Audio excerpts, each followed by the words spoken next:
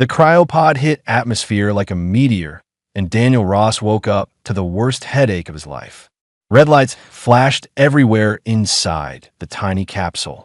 The safety harness dug into his chest as the pod spun wildly through clouds that looked wrong, too green and thick. His last memory was the prison riot, people screaming, something exploding near the cryo bay. Now, he was falling. The impact came hard.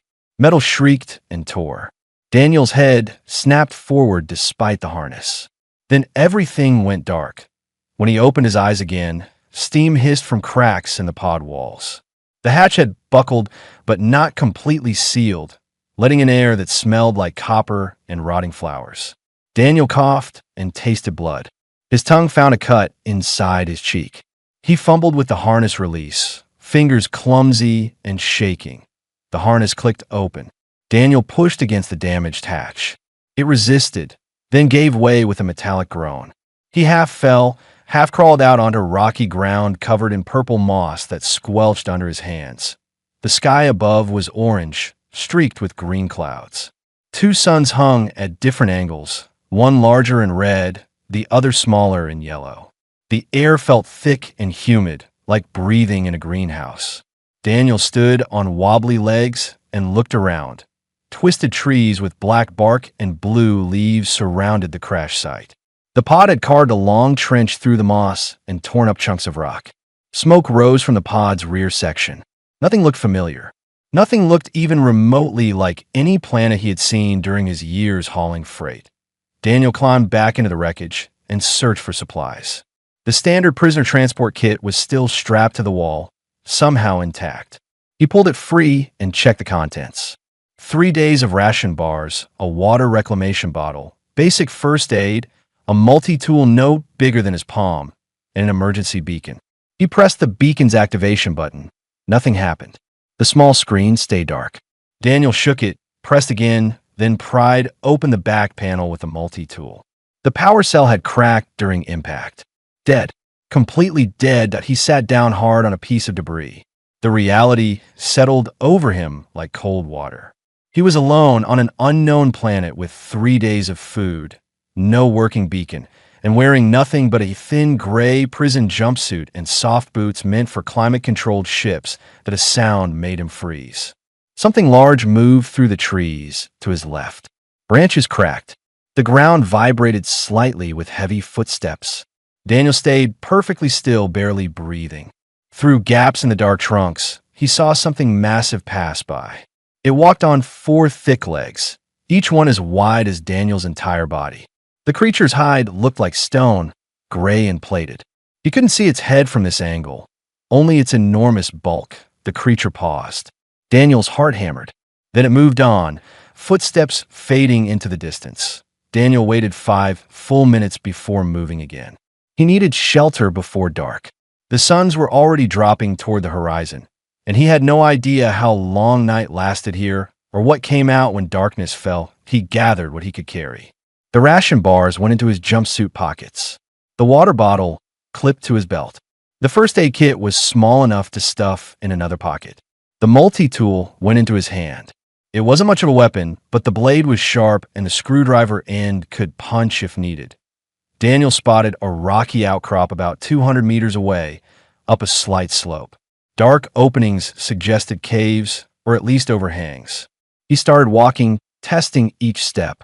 The purple moss was slippery. Twice he nearly fell. The climb took longer than expected. His muscles felt weak from cryo sleep, and the thick air made him breathe harder than normal. By the time he reached the rocks, sweat soaked his jumpsuit. The smaller sun had already set, and the red one touched the horizon. The nearest opening was barely large enough to squeeze through. Daniel got on his hands and knees and crawled inside. The cave widened after a few meters into a space about the size of his old freight hauler's sleeping quarters. The ceiling was low but manageable. Most importantly, the back wall was solid with no other passages where something could sneak up behind him. Daniel sat with his back against the rear wall, facing the entrance. He ate 1 ration bar slowly, making it last. The taste was artificial and chalky, but his stomach had been empty since before cryo sleep.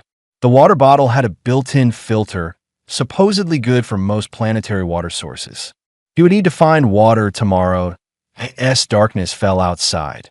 The cave mouth framed a view of the alien forest.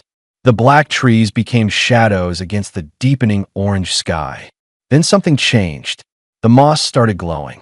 Soft blue-green light spread across the forest floor like someone had scattered luminescent paint. The trees themselves began to shimmer with tiny points of light like stars caught in bark. It was beautiful.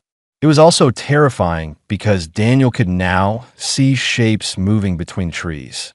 Large shapes, multiple creatures hunting or patrolling or doing whatever nighttime predators did on this world. Point one came close to his cave. Daniel pressed himself against the back wall, not daring to breathe. The creature's head appeared in the entrance, briefly silhouetted. It had too many eyes, reflecting the blue-green glow. A long snout with teeth that gleamed. Then it moved on. Daniel didn't sleep that first night. He sat in the dark cave, multi-tool gripped in his hand, watching the glowing forest and the shadows that moved through it. His mind kept circling back to one terrible thought. The prison transport crew thought he was dead. Nobody was coming to look for him, and he had no idea where he was or how to survive here beyond the next 3 days. Welcome to your new home, he thought bitterly. Try not to die. 3 weeks changed everything. Daniel crouched beside a stream that bubbled up from underground, filling his water bottle for the 3rd time that day.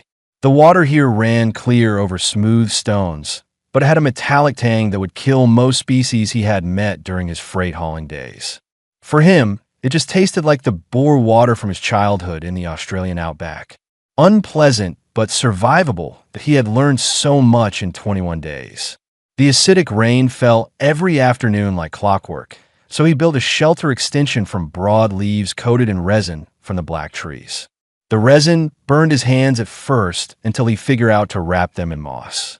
The purple moss was edible if you boiled it, though it tasted like dirt and pepper.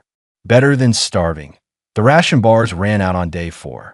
Daniel spent day 5 desperately hungry, searching for anything he recognized as food. He found mushrooms growing on fallen logs, white with red spots. Beautiful and almost certainly poisonous. But he was so hungry his hands shook. So he did what his grandfather taught him for outback survival.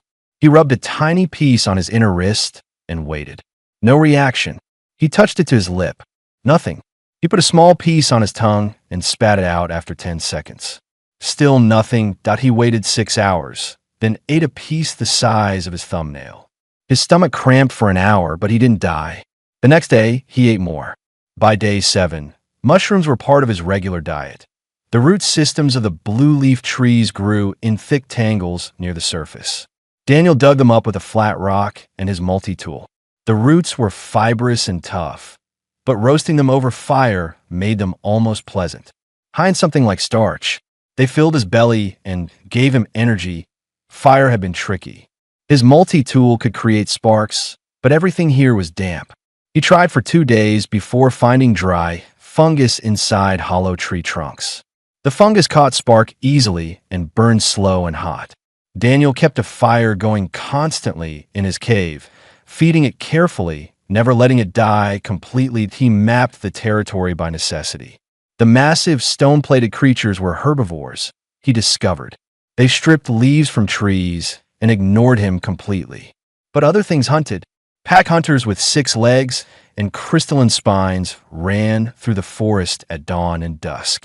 They worked together, cornering prey against rocks or water. Daniel learned their patterns, learned when to hide and when to move. The stream became his lifeline. Fish lived in the deeper pools, if you could call them fish. They had scales and fins, but also small legs they used to crawl over rocks. Daniel fashioned a spear from a straight branch and a sharp stone, lashed together with strips of bark. His first dozen attempts at spearing fish failed completely, but hunger made him persistent. Eventually, he learned to account for water refraction, to stay still until they came close, to strike fast. Cooked fish became his main protein source. He ate everything, even the crunchy legs. Wasting food was not an option. Daniel's body changed. His soft freight hauler physique hardened into lean muscle. His hands developed calluses thick as leather. The harsh sunlight tanned his skin dark, and his hair grew long and tangled. He looked nothing like the man who crawled from the crash pod that on day 19, Daniel realized he was being watched. That IT started as a feeling, that crawling sensation between his shoulder blades. He would turn quickly and catch movement in the peripheral vision. Something large, keeping pace with him through the trees. At first he thought it was the pack hunters, but they never stalked alone. This was a single creature. Daniel saw it clearly on day 20. He was checking his fish traps near the stream when he looked up and froze. On the opposite bank, partially hidden by blue foliage, stood a predator unlike anything he had encountered before. That it was roughly the size of a large bear from Earth. 6 powerful legs ending in claws that left deep gouges in the bank. Its body was covered in overlapping scales that shimmered between gray and dark blue. The head was broad with a short snout, and when it opened its mouth slightly, Daniel saw rows of crystalline teeth that caught the light like diamonds. They stared at each other across 10 meters of flowing water. Daniel's hand slowly reached for his spear. The creature's eyes followed the movement. Those eyes were intelligent, calculating. Not the blank stare of a simple predator, but something more. Then it turned and walked away, powerful legs moving with surprising grace. Daniel stood there for 5 full minutes, heart pounding. That creature could have killed him easily. It was big enough, fast enough, clearly strong enough. But it chose not to. Why? The next day, it appeared again. Daniel was roasting fish at his cave entrance when he spotted it lying on a sun-warmed rock about 30 meters away. Just lying there like an enormous cat, soaking up heat from the red sun. Daniel watched it for an hour. It watched him back occasionally, but mostly seemed content to bask. That on day 22, Daniel made a decision that was either very smart or completely insane. After eating his portion of fish, he took the leftover bones and scraps and walked to a point between his cave and the rock where the creature liked to sun itself.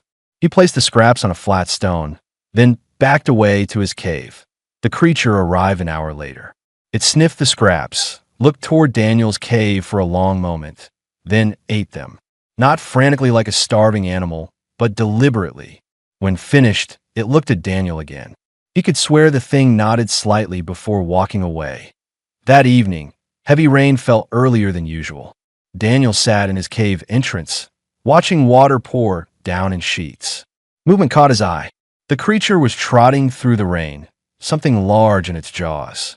It dropped the carcass about 20 meters from his cave, then retreated to shelter under a rocky overhang. Daniel waited until the rain lessened, then went to investigate. The carcass was one of the 6-legged pack hunters, freshly killed, still warm. More meat than Daniel could eat in 3 days. He looked toward the overhang. The creature watched him from the shadows. Daniel raised his hand slowly, palm out. A gesture of thanks, though he had no idea if it meant anything to the creature. The creature blinked slowly.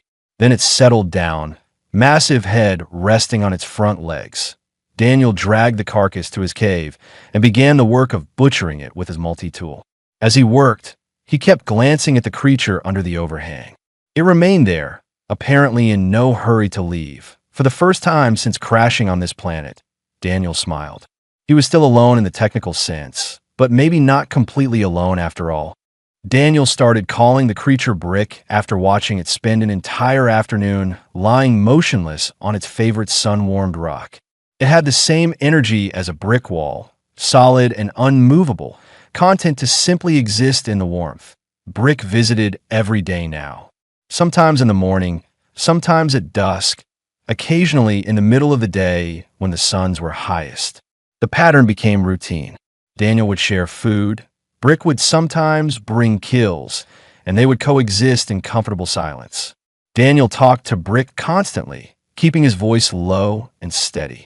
He had no idea if Brick understood words, but tones seemed to matter. The creature's scales would lighten slightly when Daniel spoke calmly, darken when he was 10.2 months into this strange friendship. Everything changed. Daniel was checking his fish traps downstream from his usual spot, exploring a new area where the water pooled deeper. Brick had not shown up that morning, which was unusual but not alarming. The creature came and went on its own schedule. The attack came without warning. Something slammed into Daniel from behind, driving him face first into the shallow water. Claws raked across his back. He rolled desperately, got a glimpse of his attacker. Not one of the six-legged pack hunters. Something different. Longer, lower to the ground, with a segmented body like an enormous centipede covered in bony plates. Its head was mostly mouth, filled with inward curving teeth designed to grip and tear. Daniel kicked hard, catching it under what passed for a chin. The creature hissed and backed up 2 steps. Daniel scrambled to his feet, reaching for his spear. His hand closed on empty air. The spear was back at his cave. Stupid. So incredibly stupid to go exploring without it. The creature lunged again. Daniel dodged left, but 2 more of them emerged from the undergrowth. Pack hunters, after all, just a different species. They spread out, flanking him. Daniel backed toward the stream, but that put him in knee-deep water. Slower movement. Worse footing. The first one fainted. Daniel flinched right. The second one struck from that side, jaws snapping shut on his forearm. Pain exploded up his arm. He punched it repeatedly with his free hand, useless blows against armored plates. The third creature moved in for his legs. Then Brick arrived like a landslide given teeth. The massive predator crashed through the undergrowth with a roar that made Daniel's bones vibrate. Brick hit the creature attached to Daniel's arm with the force of a freight hauler, sending it flying into a tree trunk with a crack that might have been wood or bones. The creature dropped, twitched once, and went still. The other 2 immediately turned toward Brick. These things were clearly stupid or desperate because they attacked without hesitation. Brick was 3 times their size and built like a tank. The fight was brutal and short. Brick's jaws closed on one attacker's segmented body and shook hard. The creature came apart in sections. The last one tried to run. Brick's clawed front leg caught it mid-flight and pinned it to the ground. One bite to the head ended it. Daniel stood in the stream, bleeding and shaking, watching Brick systematically check each body to make sure they were dead. When satisfied, Brick turned to Daniel and made a low rumbling sound. "I'm okay," Daniel said, though he absolutely was not okay. His forearm was badly torn, blood running down to drip into the stream. His back burned from the claw wounds. Shock was setting in, making his legs weak. Brick approached slowly and lowered its massive head to sniff Daniel's wounded arm. The hot breath made Daniel wince. Then Brick did something unexpected. It opened its mouth and very gently gripped Daniel's forearm between its teeth. Not biting, just holding. Daniel felt the pressure, but no pain from the teeth themselves. "What are you doing?" Daniel whispered. Brick released his arm and made that rumbling sound again. Then it lowered itself to the ground in a clear invitation. Daniel understood. He was losing blood and going into shock. He could not make it back to his cave alone. Brick was offering transport. Climbing on a Brick's back took effort. Daniel's hands were shaking badly, but he managed to pull himself up and grip the ridge where Brick's neck met its shoulders. The scales were rough under his hands, providing decent grip. Brick stood carefully and began walking. The gait was surprisingly smooth for such a large creature. Daniel held on, pressing his wounded arm against his chest to slow the bleeding. The world started to blur around the edges that he came back to awareness in his cave. The fire was burning. How long had he been out? Brick lay near the entrance, watching him with those intelligent eyes. Daniel's arm had stopped bleeding, though it looked terrible. His first aid kit was beside him, opened. With shaking hands, Daniel cleaned the wound as best he could with water from his bottle. The antiseptic wipes from the kit stung like fire. He used all 4 of them. Then came the bandages, wrapped tight to keep pressure on the tears. His back he couldn't reach properly, but he did what he could. The injuries would get infected. Probably. Almost certainly. He had no antibiotics. But he had survived this long by being stubborn and lucky. Maybe both would hold out a bit longer. Brick made a questioning rumble. "I'll live," Daniel said. "Thanks to you." He pulled himself closer to the fire, exhausted. Brick watched him for another minute, then stood and walked to the cave entrance. Daniel thought it was leaving. Instead, Brick laid down across the entrance, effectively blocking anything else from getting in. A living, breathing security system, Daniel laughed weakly. Good boy, Brick. Good boy. The days that followed were hard. Fever set in on day 2. Daniel drifted in and out of consciousness, sometimes waking to find Brick still at the entrance, sometimes finding fresh kills deposited nearby, sometimes waking to Brick lying beside him with body heat that helped fight the chills. The fever broke on day 5. Daniel woke clear-headed for the first time, desperately thirsty. His water bottle was empty. He tried to stand and nearly fell. Brick was there immediately, pressing against his side for support. Need water, Daniel croaked. Brick rumbled and very carefully gripped the back of Daniel's jumpsuit in its teeth. It half-carried, half-dragged Daniel to the stream. Daniel collapsed at the water's edge and drank directly, too tired to care about filtering. The cold water was the best thing he had ever tasted. When he finally stopped drinking, he looked at Brick. The creature had a wound on its shoulder from the fight, a tear in the scales that wept clear fluid. It had been injured protecting him, and Daniel had been too sick to notice. Come here, Daniel said softly. Let me see. Brick moved closer with obvious reluctance. Daniel examined the wound. It was not deep, but showed signs of early infection. He had used all his antiseptic wipes on himself. All he had left was clean water and fire. He cleaned the wound as thoroughly as possible, then tore strips from his already tattered jumpsuit. The bandage would not stay on Brick's scales properly, so Daniel used his belt and some cordage made from bark to fashion a harness that held the dressing in place. Brick tolerated this with patient confusion, occasionally turning its head to watch what Daniel was doing. When finished, Daniel patted the creature's massive shoulder. We're even now. You saved me. I patch you up. That's how partnerships work. Brick's scales lightened to their palest shade. Then the creature lowered its head and very gently bumped against Daniel's chest. Once, twice, 3 times, Daniel wrapped his arms around Brick's thick neck and held on. For the first time since crashing on this nightmare planet, he felt something other than the desperate need to survive, that he felt hope. 6 months after Daniel crashed on a planet, a long-range probe detected something impossible. Dr. Lyra studied the data feed for the 3rd time, her 4 compound eyes processing information faster than most species could blink. The readings came from Habitat 7, the Confederation's most notorious disposal world. Class-9 designation. Unsurvivable. A place where they sent the worst criminals, not as punishment, but as quick execution. Nothing lived on Habitat 7 for more than a few days. The ecosystem itself was hostile enough to kill even with full technological support. Yet the probe showed clear signs of sustained activity. Fire signatures, water collection, constructed shelter. Either the probe was malfunctioning or something was alive down there. We need to investigate, she told her security team. For soldiers, all from species known for durability. They looked skeptical. Doctor, with respect, Habitat 7 has a 100% mortality rate, the team leader said. His name was Gron, a thick-skinned species from a heavy gravity world. Whatever the probe detected, it's probably just equipment failure. Then we confirm the failure and return home, Lyra said firmly. Prepare the shuttle. The descent through Habitat 7's atmosphere made everyone nervous.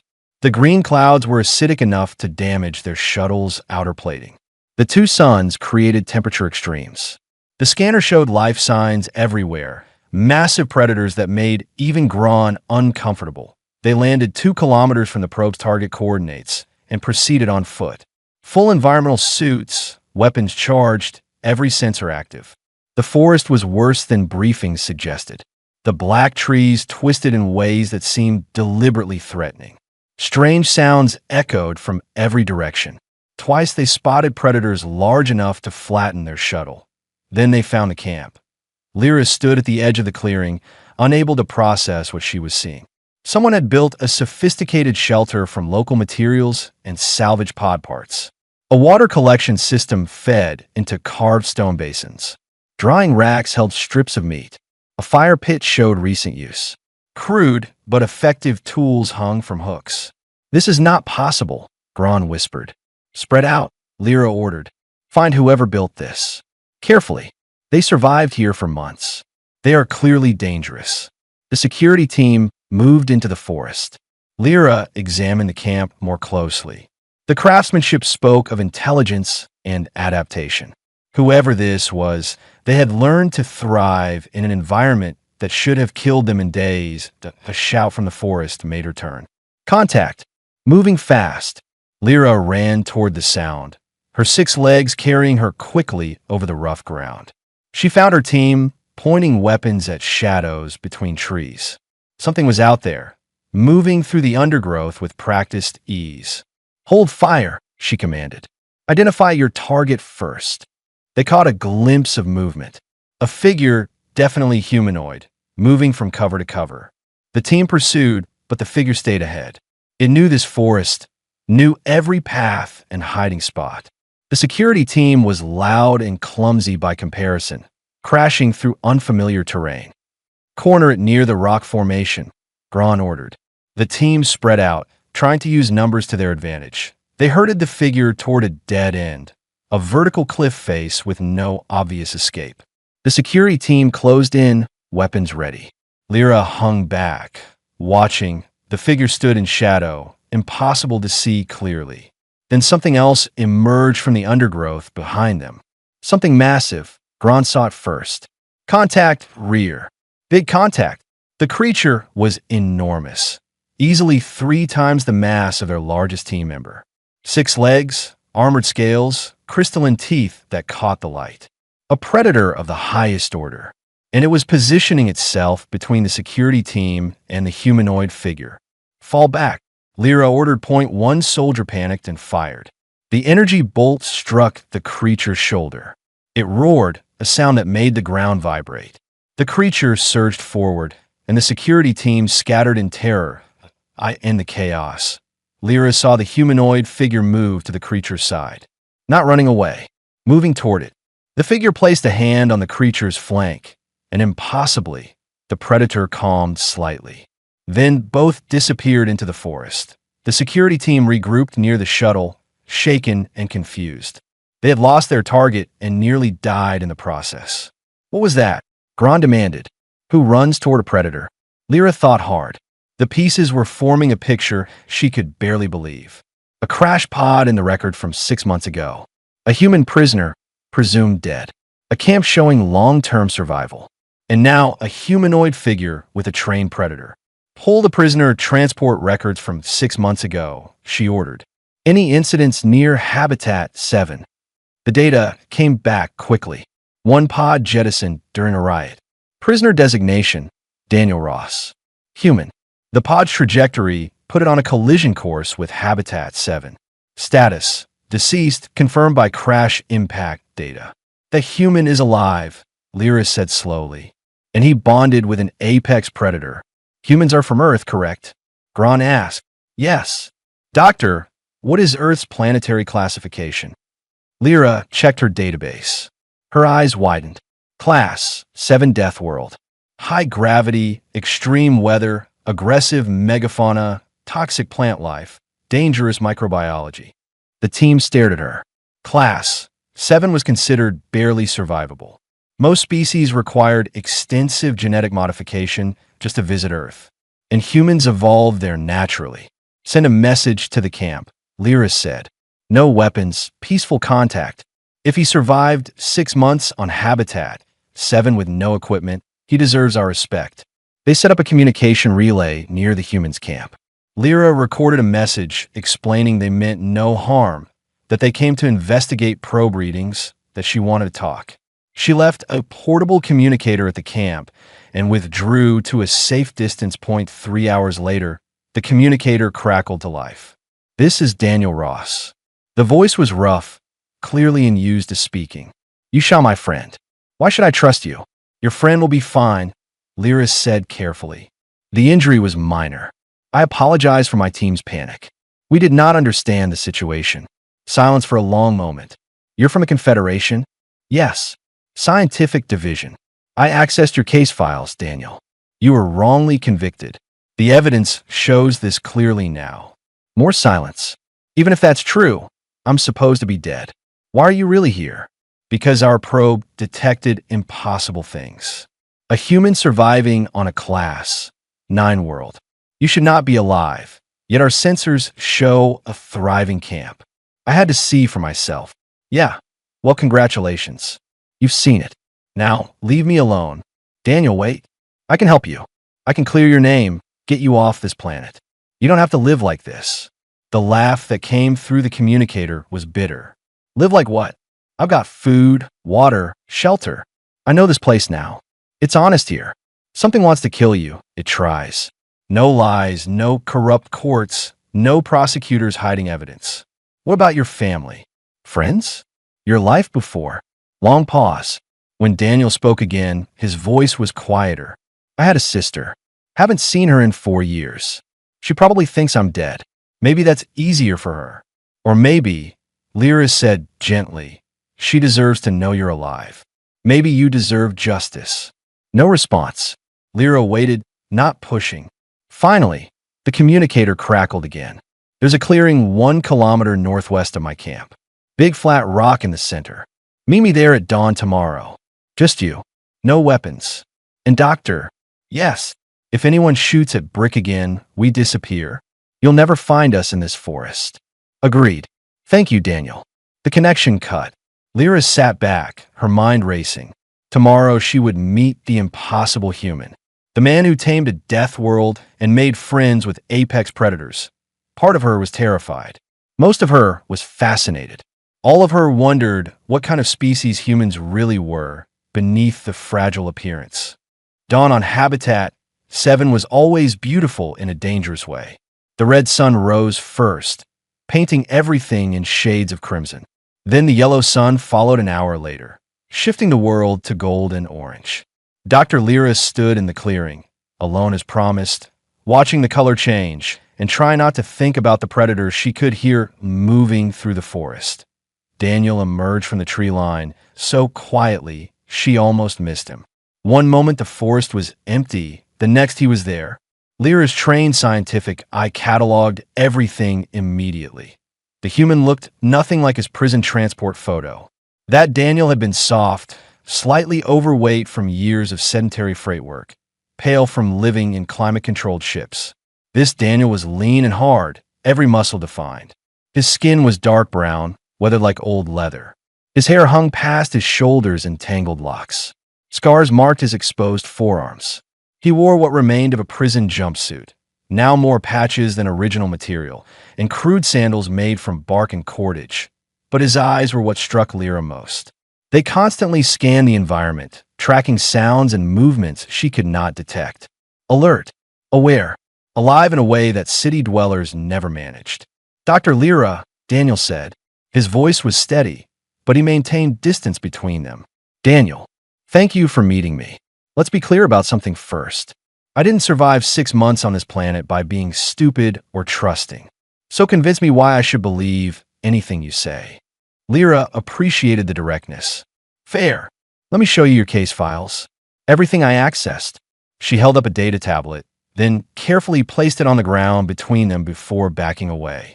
Daniel approached cautiously, picked it up, and began reading. Lyra watched emotions flicker across his face. Anger at seeing the prosecutor's buried evidence. Pain at the injustice. Something that might have been hope. This doesn't change anything, Daniel said finally, though his voice lacked conviction. I'm still a dead man legally. The system marked me deceased, which can be corrected. I have authority to... A rumble from the forest cut her off. Brick emerged from the shadows, moving with that deceptive grace only large predators managed. The creature positioned itself beside Daniel, close enough to touch. This near, Lyra could see the intelligence in those eyes, the obvious bond between human and predator.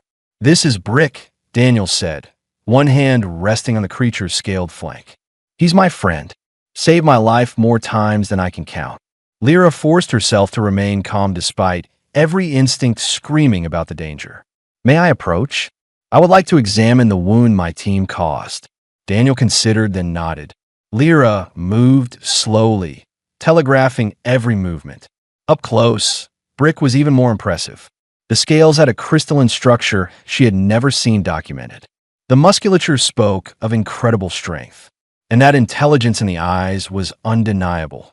The wound on Brick's shoulder was minor, already healing. Daniel had treated it with some kind of local plant paste that actually seemed to be working as an antiseptic. Impressive field medicine. How did this happen? Lyra asked softly, not just meaning the wound, but the entire impossible situation. Daniel was quiet for a moment. I was alone and scared. Brick was curious. I shared food. He brought kills. We helped each other survive. It wasn't complicated. We just paid attention to each other. Most species would never attempt what you did. Apex predators are apex for a reason. Brick's not just a predator. He's smart, maybe smarter than some people I've met. And he understands loyalty. Daniel scratched behind one of Brick's front legs. The creature's scales lightened, clearly enjoying the attention. Look, Doctor, why are you really here? The Confederation doesn't send scientists to rescue dead convicts. You are correct. Initially, we came to investigate probe anomalies. But once I saw what you achieved here, my mission changed. Lyra chose her words carefully. The Confederation has no record of anyone surviving long-term on a Class-9 world. Ever. You're unique. The scientific implications alone are remarkable.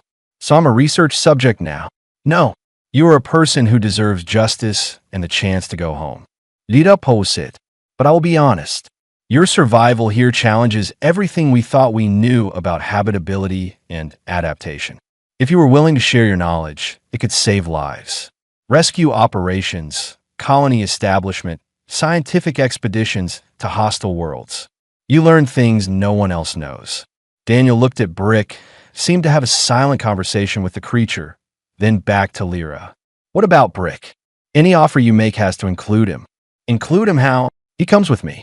Non negociable. I'm not leaving him here alone.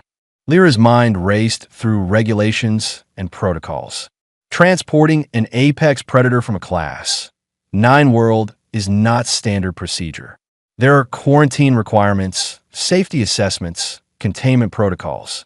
Then we stay here. Daniel's voice was flat. Final. Wait. Let me think. Lyra paced, her 6 legs carrying her in a tight circle. The human had leverage and knew it. But more importantly, he was right. The bond between them was real. Separating them would be cruel and scientifically wasteful. If I could arrange it, would you agree to return to Confederation space?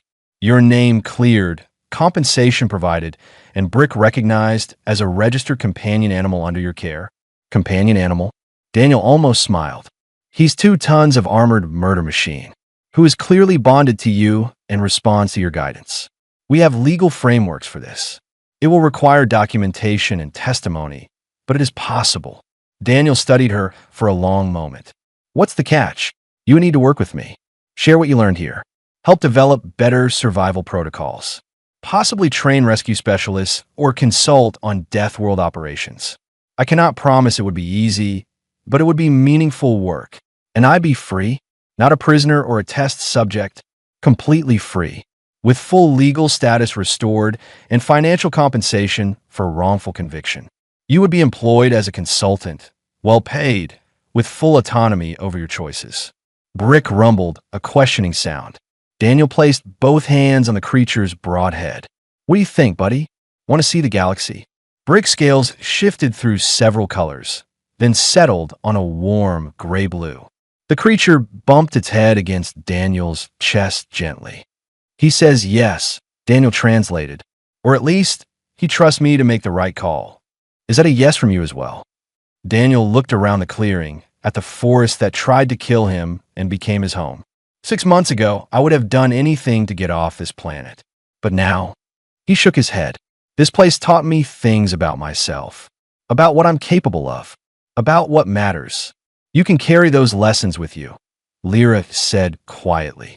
Yeah, I suppose I can. Daniel took a deep breath. Okay, yes, but I have conditions. First, Brick stays with me always.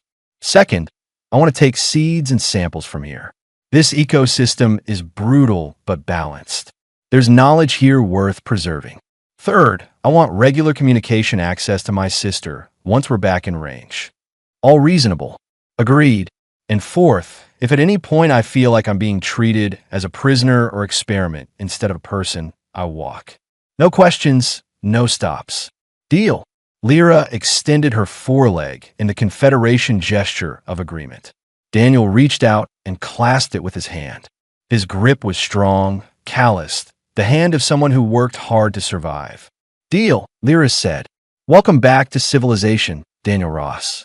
Though I suspect civilization is about to get a very interesting lesson about what humans can do." Daniel laughed, the first genuine laugh Lyra had heard from him. "Doctor, they have no idea. Wait until they learn where humans come from. Class-9 Deathworld. We grew up in a place almost as bad as this. We just forgot it because we built cities and ships and convinced ourselves we were fragile." Lyra looked at the human, at his bonded predator, at the camp he built with his hands and determination. She thought about Earth, a Class-9 world that produced a species capable of this. The galaxy was going to be very surprised, and possibly quite concerned. But mostly, Lyra suspected they were going to be amazed, just like she was. The video went viral across 17 star systems in under 48 hours. Daniel had not expected that. He stood in a sterile quarantine observation room, watching news feeds on multiple screens, trying to process what he was seeing. Someone on Dr. Lyra's team had leaked footage. Daniel walking through Habitat 7's forest with Brick beside him like an oversized loyal dog. Daniel demonstrating his water filtration system. Daniel casually handling plants that were documented as toxic to every known species.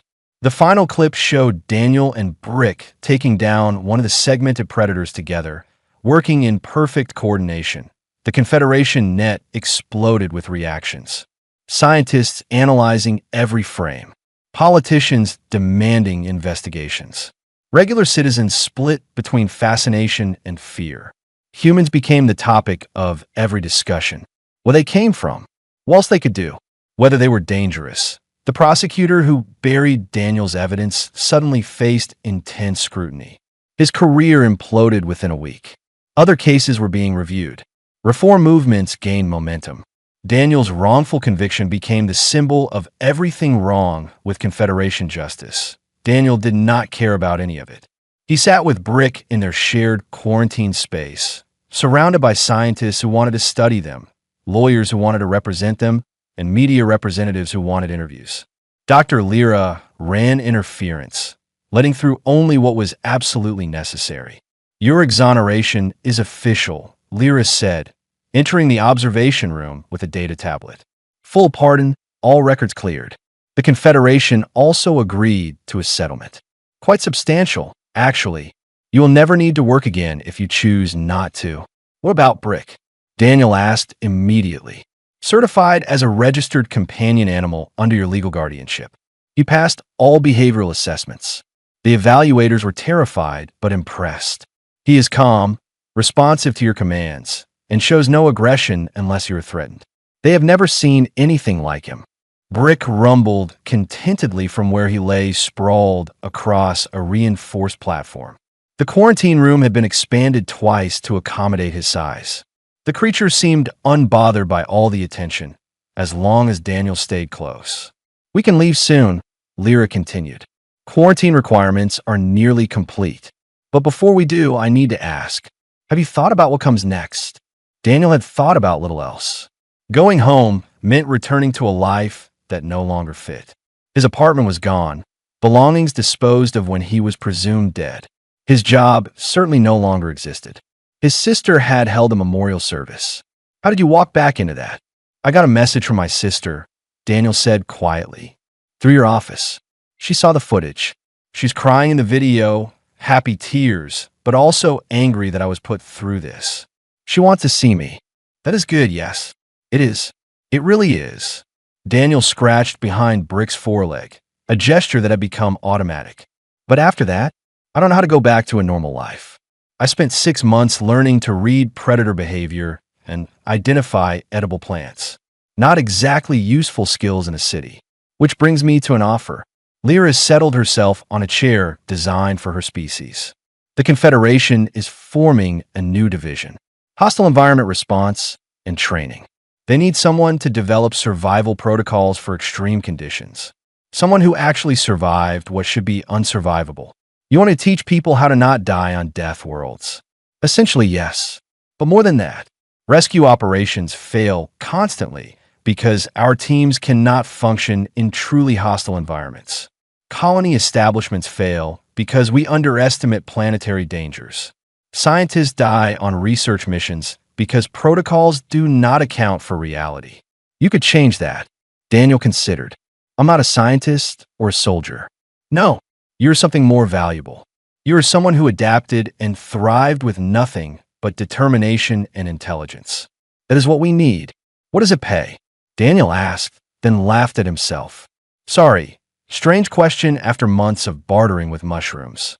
Lyra named a figure that made Daniel blink. That much. You are unique. The only proven long-term Deathworld survivor without technological support. Your knowledge is literally priceless. This is fair compensation. And Brick comes with me everywhere. In fact, I suspect you will become part of the training program. Imagine teaching people to read predator behavior with an actual apex predator as demonstration. Brick lifted his head at the sound of his name, scales shifting to curious blue-gray. Daniel met the creature's eyes. 6 months of survival together had taught him to read those expressions. Brick was interested. Okay, Daniel said. I'll do it, but I want to visit my sister first. And I need time to figure out how to exist in civilization again. I've been eating roasted mushrooms and fish for half a year. Pretty sure a restaurant menu is going to overwhelm me. Lyra's mandibles clicked in what Daniel had learned was amusement. Take all the time you need. The position will wait. 3 weeks later, Daniel stood in a park on a mid-level station, watching his sister run toward him. She looked older than he remembered, more gray in her hair. She hit him like a missile, sobbing into his shoulder. They held each other for a long time, not talking, just reconnecting. When she finally pulled back, she looked at Brick. The massive predator sat patiently nearby, watching the reunion with calm interest. That's him, she asked. That's Brick. Yeah, don't worry. He's gentle unless I'm in danger. Then he's terrifying. She approached carefully. Brick lowered his head to her level. She reached out a shaking hand and touched his snout. Brick's scales lightened, accepting the touch. He's beautiful, she whispered, in a deadly, alien sort of way. I can see why you two bonded. They spent the day catching up. Daniel told her everything, holding nothing back. The crash, the survival, the fear, the adaptation, the bond with Brick. She told him about the memorial service, about her anger at the Confederation, about her joy at seeing him alive. What now? She asked as the day wound down. What does Daniel Ross do after becoming galactic famous? I'm going to help people not die on dangerous planets, train rescue teams, develop better protocols, maybe save some lives. He smiled, and I'm going to do it with my best friend at my side. She hugged him again. I'm so proud of you. You survived something impossible and came out stronger. That's the most human thing I've ever heard. The months that followed were busy. Daniel's first training program attracted specialists from 40 different species. He taught them to read environments, to think like prey and predator simultaneously, to adapt rather than impose. Brick became an unexpected teaching assistant. The massive predator demonstrated behavior patterns while Daniel explained them. Trainees who initially feared Brick learned to respect and understand him. Success stories started coming in. A rescue team used Daniel's protocols to extract scientists from a collapsing research station on a Class-6 world. A colony survived its first year on a hostile planet by implementing his environmental reading techniques. Rescue operation survival rates improved by 40%. Daniel received awards he did not care about and recognition he never sought. What mattered was the message from a rescue team leader thanking him because his training saved 3 lives. The letter from a colonist who survived a predator attack using principles Daniel taught. The scientist who credited his protocols for successful field work on a previously impossible world. One evening, Daniel sat in his apartment, larger now and modified for Brick's needs. The creature dozed on a custom platform while Daniel reviewed reports. A message came through from Dr. Lyra. Another planet, another situation. Class-8 Deathworld. A crashed ship with survivors. Local rescue teams were failing. They wanted Daniel's help, that he looked at Brick. The creature opened one eye, already sensing Daniel's shift in mood. Those months on Habitat 7 created a connection deeper than words. Brick knew what the message meant. Adventure. Danger. Purpose. Brick's scales shifted to the bright blue-gray that meant excitement. Ready? Daniel smiled and accepted the mission. This was his life now. Not the safe, comfortable existence of a freight hauler. Something better. Something that mattered. Using what that terrible, beautiful Deathworld taught him to help others survive their own impossible situations, that he was Daniel Ross. He fell from a sky onto a planet designed to kill him and walked away with a tan and his best friend. The galaxy thought that made him special. Maybe it did. Or maybe it just proved what humans could do when they stopped doubting themselves and started adapting. Either way, he had work to do. People to save. Lessons to teach. And a 2-ton armored predator who would follow him anywhere, because that was what friends did. The galaxy was full of dangerous places. Good thing humanity specialized in surviving them. And even better that Daniel was no longer alone in proving it.